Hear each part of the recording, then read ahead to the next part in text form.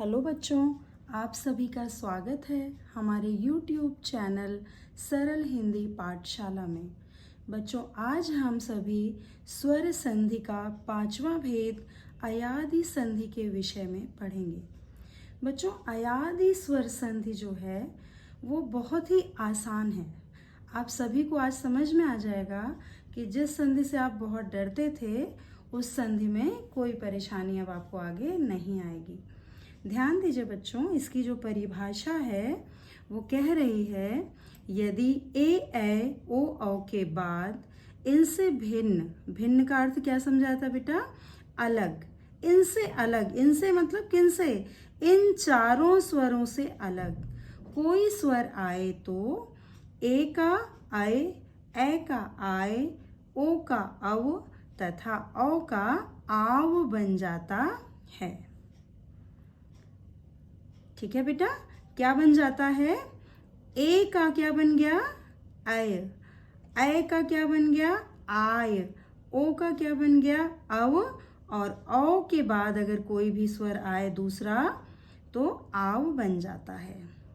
आपको यहाँ ध्यान क्या रखना है बच्चों कि ये जो चारों हैं स्वर ए ओ औ, इनके अलावा कोई भी स्वर आए तो आपको ये ध्यान देना है कि वहाँ पर जो बदलाव होगा वो ए के बाद कोई और स्वर आ रहा है तो अय, ए के बाद कोई स्वर आ रहा है तो आय, ओ के बाद कोई स्वर आ रहा है तो औ, और औ के बाद कोई स्वर, अलग कोई स्वर आ रहा है तो आव बन जाता है। परिभाषा मुझे लगता है अब क्लियर हो गई होगी बच्चों। तो अब हम उदाहरण देख लेते हैं, जैसे शे प्लस अन शयन। शयन का मतलब क्या है? सोना। तो यहाँ देखिए, शे का ए हो गया, यहाँ क्लियर हो रहा है, अन का अ, दोनों मिल गए, क्या बन गया? अय। आप सोच रहे होंगे कैसे अय बन गया? तो परिभाषा में हमें यही बताया गया है कि ए के बाद कोई और स्वर आए तो यहाँ ए के अलावा कोई भिन्न स्वर है, आ है, इसलिए यहाँ पर अय बन गया। तो यहाँ ध्यान दीजिए, श आयन, शयन बन गया। क्लियर है बेटा शयन शब्द कैसे बना है? आगे देख लेते हैं अगला उदाहरण हम, नय प्लस अक नायक।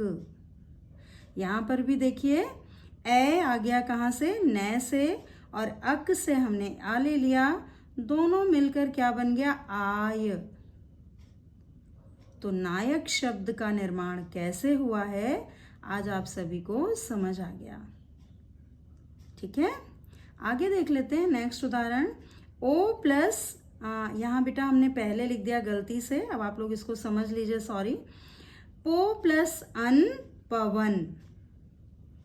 ठीक है, पो प्लस अन पवन कैसे बन गया? ये पो से हमने क्या ले गया? निकाल लिया ओ, और अन से अ, तो क्या बन गया? अव, पवन। पवन शब्द कैसे बना समझ आ गया होगा आप लोगों को। अगला उदाहरण है हमारा बेटा भविष्य। कैसे बना देख लीजिए, भो प्लस इष्य, भविष्य।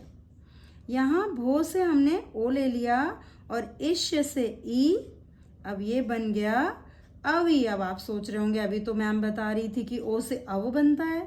तो बेटा होता ये है कि ओ के बाद कोई भी जो स्वर है वो अव में जुड़ जाता है बेटा, जो ओ से अव बना है उसमें मिल जाता है, तो वो फिर उसी तरह हम उसमें प्रोनाउंसिएशन में वो लाते हैं।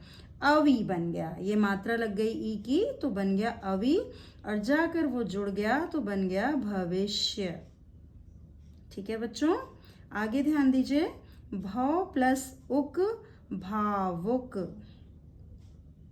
यहाँ पर भी ध्यान दीजिए, भौ से औ ले लिया, उक से ऊ ले लिया, और यहाँ पर देखिए औ से आव बना, और जो ये ऊ है ये जाकर नीचे लग गया तो आवू बन गया, और वो जाकर यहाँ जुड़ गया तो बन गया भावुक।